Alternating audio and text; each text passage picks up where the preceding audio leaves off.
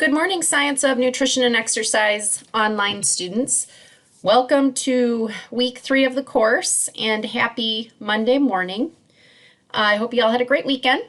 And again, I'm just doing another video just to keep you on task and give you an explanation of some of the items that you're going to be completing this week online.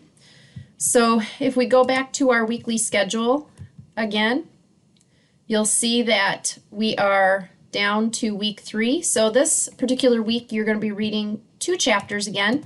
So you have chapter 6, which deals mainly with the Choose My Plate, that website, and it talks about the 5 different food groups and taking a closer look at what servings are recommended for each particular food group and what a serving actually looks like. So serving sizes are kind of the topic of this particular chapter, and being able to understand, am I getting what the recommendation is for each of those 5 different food groups?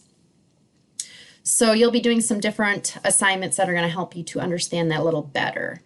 Chapter 7 deals with the digestive system. So it's just a brief overview of the process of digestion and absorption as food is going through our bodies. So 7 is completely all on digestion. So for this particular week, you actually have, I did have a typo in your weekly schedule, so I did take something out of there, but you're again doing the pre and the post-learning assessments for both chapter 6 and 7. You're doing the case studies for both chapter 6 and 7, but also this week you have a diet and wellness, a skill builder activity for chapter 6, and then a closer look exercise for chapter 7. So real quick, I wanted to show you that skill building exercise that's in chapter 6.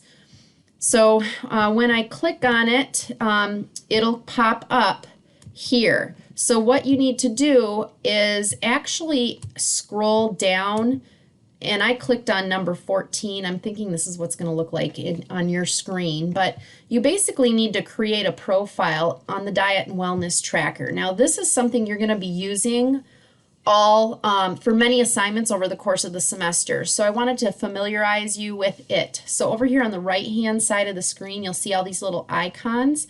So the apple is what you want to click on, and that's the Diet and Wellness Plus software. So you can see here, this is all the information you need to create a profile for Ruben. So just for example, I'm going to open it up just so you can see what it looks like. And you can create multiple profiles on here, which you will be doing over the course of the semester. So this will be the first profile that you'll get to create. But once you create that profile, you'll be able to start entering and tracking foods for that particular person. Not sure why it's taking so long.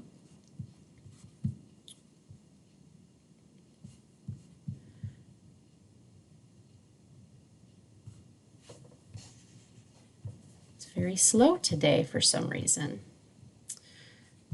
Oh, here we go. So you're just going to click proceed, and this popped up because I already have been using it, but here you'll see this little guy up in the corner, and that's where you're going to do create a new profile. Okay, so using that information that you just saw on the previous screen, you're going to put Ruben's information in to create a profile. Once you've done that, then you can start tracking his food. So where it says track diet, that's what you're going to start entering in. You're going to put the date of, whatever day you recorded his foods that he ingested, and then you're going to start searching for those foods. So for example, if I want to look up a banana, I can search for it and look at, there's a lot of things that are banana related that pop up, multiple pages, but that popped up right up at the top, so I would click on that, and then you would specify exactly how much you had here. So you can definitely change it as needed to exactly what you had. And then also you can choose when you had it over the course of the day, okay? And then you're just going to add that food item, and you'd continue on with that same day. So for Ruben, for example, I'm going to go back here. You're going to enter in his profile, okay? And then I'm going to go back to number 1 here. And this is where you can see for breakfast exactly what he had. So you're going to just enter in all of those foods. For lunch, you're going to do the same thing, and then for dinner. Okay, and then you're going to have some basic questions based on what you came up with. So, for example, when you look at the diet and wellness, there's a lot of reports that you can gather as far as looking at what were his recommendations versus what what he actually got for that particular day. So I'm going to show you real quick, and that'll help you to figure out how to answer each one of those questions for that skill building activity. So it might take a little bit of time to enter all the foods. That's probably the longest, is just kind of searching and finding each food that's on the list. But once you get that entered, then you should be able to analyze it pretty quickly. Again, very, very slow today. While I'm, actually, no, we're here. So what, as far as looking at the reports, you could click on reports, and then you have a few different things. A DRI report, you can look at his recommended intake. Something that I like to look at is the intake versus goals report. So here you can look at each individual day and say, okay, this is the daily recommended intake based on whatever that profile is for that person. So let's say this is for Ruben, which it's not, but let's just say it was. So DRI report for Ruben, this is telling me he needs 2373 as far as calories a day, 56 grams of protein. So everything in that column tells me his recommendation. But then the next column beside it tells me, based on what I actually entered for that particular day, this is what he ingested. So only 105 calories. Well, that was just, I think, the banana.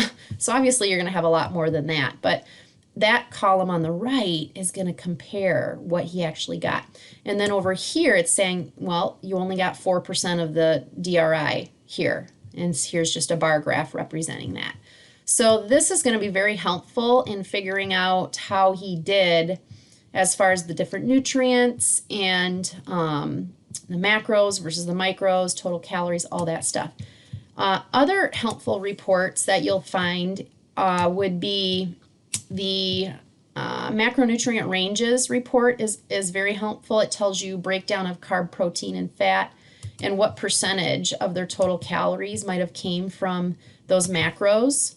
So here you can see based on what we input, he received 107 calories in carbohydrate, right? He only received 5 calories in protein, and so on and so forth. So it's a breakdown of your macros. The other nice report that I really, really like on here is the My Plate analysis. This breaks down your different food groups.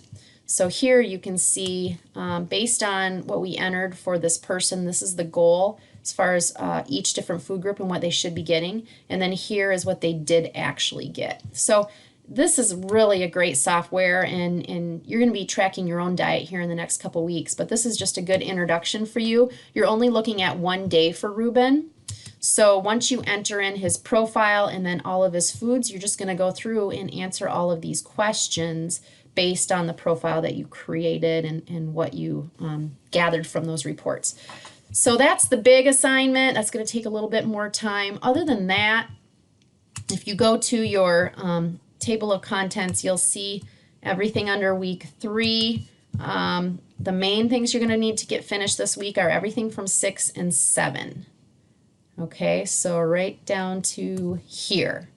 Okay, we're not doing chapter 8 until next week, so you don't need to get into that yet. So just chapter 6 and chapter 7. So chapter 7 is all digestion stuff, and then chapter 6 is more of the choose my plate information. Okay, so you've got quite a few assignments to complete this week. That is all due by Sunday, September 15th, 11:59 p.m. If you have further questions or you get stuck on something, feel free to email me. I can be very helpful. If it's a technical issue with MindTap, you would probably be better to contact their technical support. Here is the link for technical support. That's under the MindTap Access and Resources link. and they can help with you with anything that's technical in nature. All right, have a great day.